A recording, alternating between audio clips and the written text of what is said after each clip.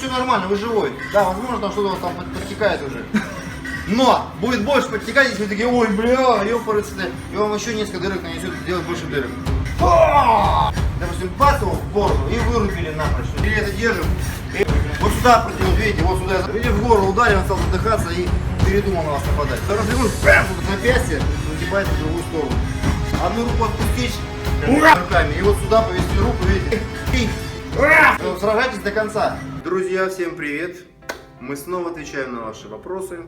Сегодня у нас будет не то чтобы вопрос, но как бы такой комментарий, как бы такая предъява, короче говоря, претензию, короче говоря, нам кинули. И мы хотели бы этот момент немножко прояснить, обсудить.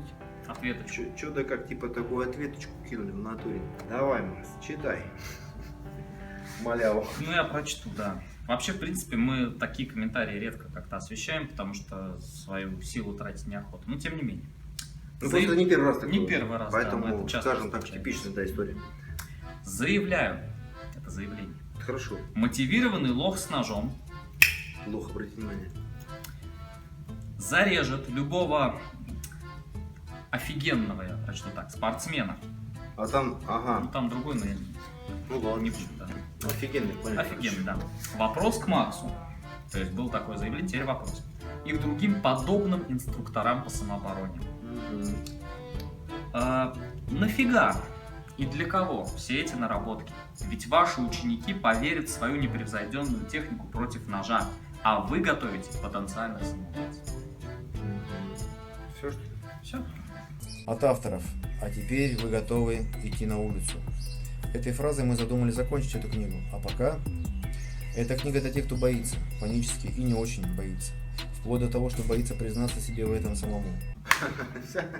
Что тут отвечать? Ну, даже ответить нечего. Да. Ребят. Ну, видно, что человек просто как бы изначально настроен, у него как бы вот такой вот настрой, что против ножа вообще нечего делать. Как там, мотивированный лох? Мотивированный лох, И да. что это за, как это, за терминология такая? Терминология, не свой какая-то. Как это мотивированный лох? Я не знаю, что это такое, во-первых. Вот может больше по подробности как-то. Если он лох, то как это он мотивированный с ножом? Лох с ножом мотивированный. Вообще лох это лицо обманутых хулиганов, правильно? Да, ну, На что он мотивирован с ножом? Что значит лох? Как это? ну, то есть мы тут можем тоже придираться к словам, конечно, да, здесь так вот, да, что за предъява, и начинаем придираться к словам. Если он лох, то он лох. Как это мотивированный лох с ножом, непонятно.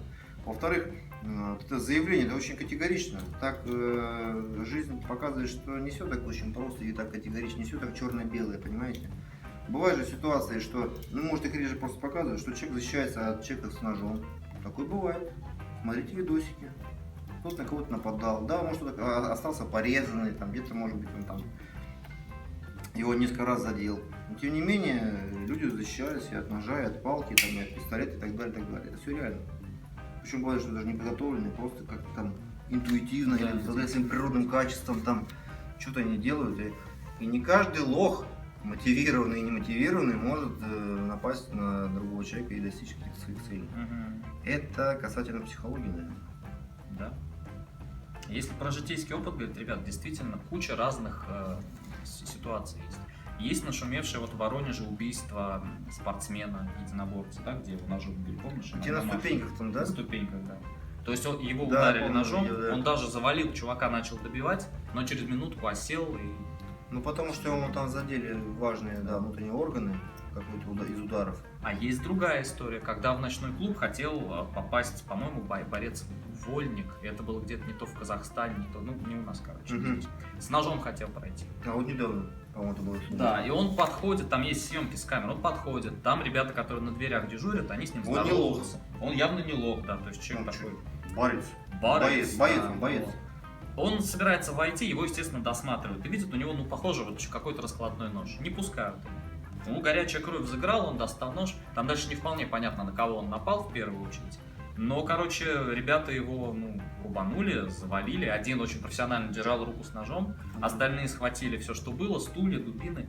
И там журналисты, видимо, там писали, чтобы создать шум, что они его по голове там вдвоем. Куда же его еще бить? Это, Чувака, во-первых, бойца, тренированного с ножом. С ножом, По голове, да. конечно. Куда еще бить? Но, тем не менее, я тебе скажу, что вот по поводу, можно сказать, коллег моих практически. Мгм. Или они его по руке с ножом, в первую очередь, чтобы нож выбить из руки. А, потому что ребята очень прошаренные, действовали оперативно. Ну, не старались, видимо. Да. Безусловно, их там было несколько, да, то есть они его скрутили, но они не испугались, да, не убежали, они были на службе своей. И это не какие-то там спецназ, там, элиты, да, это просто обычные вышибалы, обычные охранники.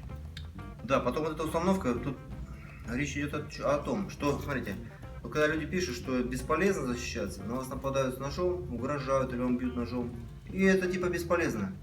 А не кажется ли вам, дорогие вот такие вот заверяльщики, заявители, что именно это приведет, так сказать, к плачевному результату? То, что это воспитывает самоубийц. О чем как раз, знаешь?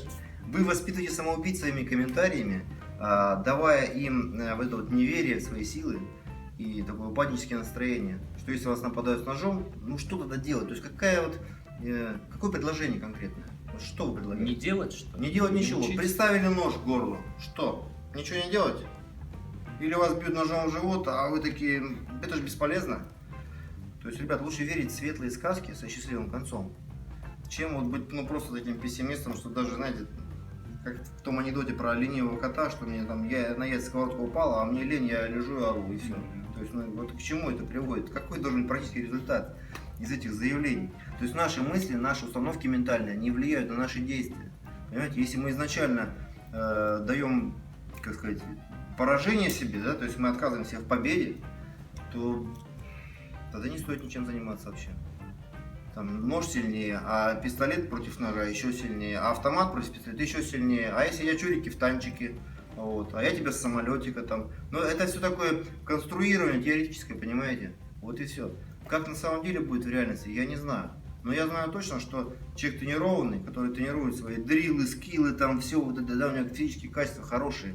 То есть у него чувствительность развита, ловкость. Он понимает, чувствует, потому что, ну, практикуется постоянно. У него шансов больше по сравнению с нетренированным человеком. И еще в 2 раза больше по сравнению с человеком, может быть, тренированным немножко, но который разводит руками и говорит, бесполезно защищаться. Понимаете, бесполезно. Вот. Как-то так вот. Какие тут еще можно мысли добавить? Ну, Позитивнее надо быть. Да, Позитивнее. можно такие мысли, что обычно вот такую критику самооборонщикам и коллегам нашим, там, Крав-Магу очень часто критикуют, да, делают любые всякие такие направления.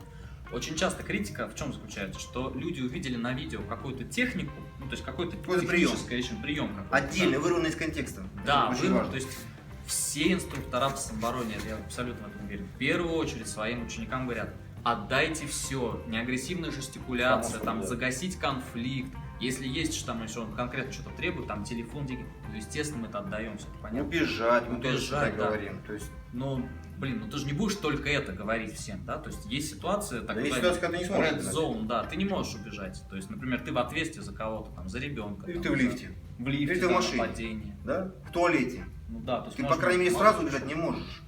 Поэтому нужно защищаться.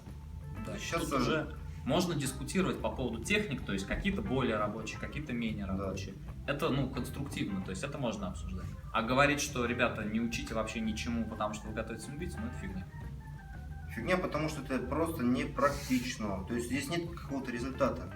И здесь есть результат только то, что мы устаем от самих себя, и от того, что ну, жизнь такая плохая, что, наверное, ничего делать не стоит. Дайте, я может, сейчас сам нарежусь. Вот, типа того.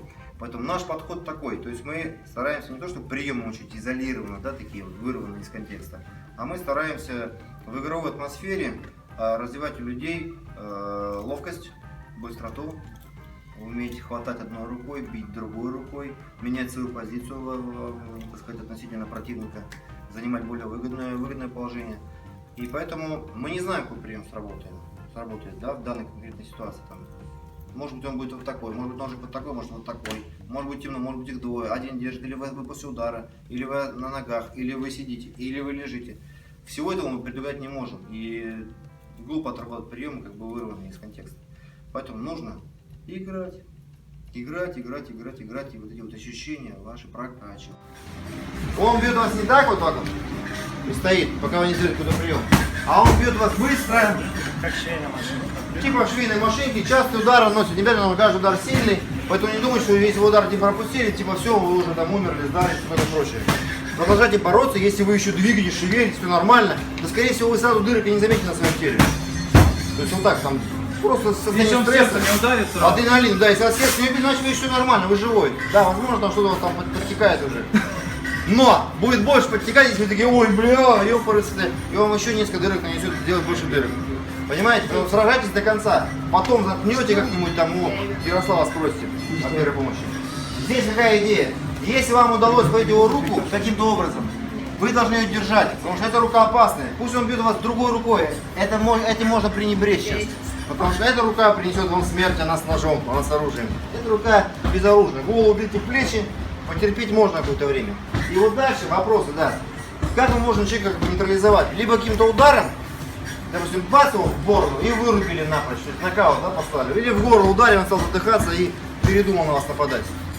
Понимаете, да? Это первый способ. А второй способ, это всякое разное выкручивание рук. Ну типа, смотрите, сейчас покажу вам классный модный прием. Вот это опять схватили, развернулись. И сюда, вот, видите? И руку ломаем. Рычаг лоб. Ну это больше такой киношный вариант. Но в принципе, если научиться, можно его тоже делать. Да, развернуть, прям сюда. И прям ручку сюда на плечо, резкое движение сделали. Волевой, да. Можно сделать, да, отсюда протянуть, вот сюда протянуть, видите, вот сюда я зашел, вот он рычажок локтя. Чисто милицейский прием конвоирования, содержания и так далее, и так далее. Дальше, что еще здесь можно с этой рукой сделать, какие-то болячки всякие разные. Ну, например, если вы так поймали, вот вы можете просто вот сюда бить запястье загибаете в другую сторону. Или переходить двумя руками, и вот сюда повести руку, видите, что получается. Во-первых, узел плеча, а во-вторых, еще работаем на запястье, на кисть. Ну, это всякие разные джиу-джитсу, болячки и так далее. Тогда вы как бы решите ситуацию до конца. То есть вы схватили руку, не просто схватили, а вот бэмс ударили, вырубили, а руку сломали, нож вырубили.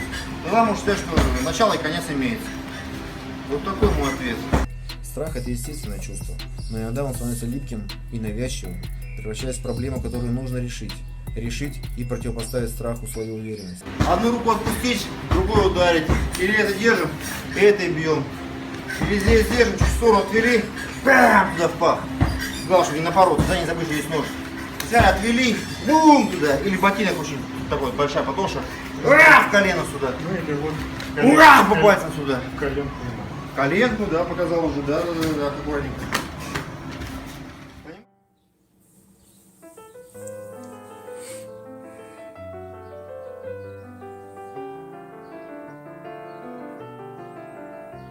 Ну, всем привет, друзья! Макс Степанов с вами. И сегодня я прямо достаточно точен, пунктуален, как и обещал. Ровненько вышел к вам в прямой эфир.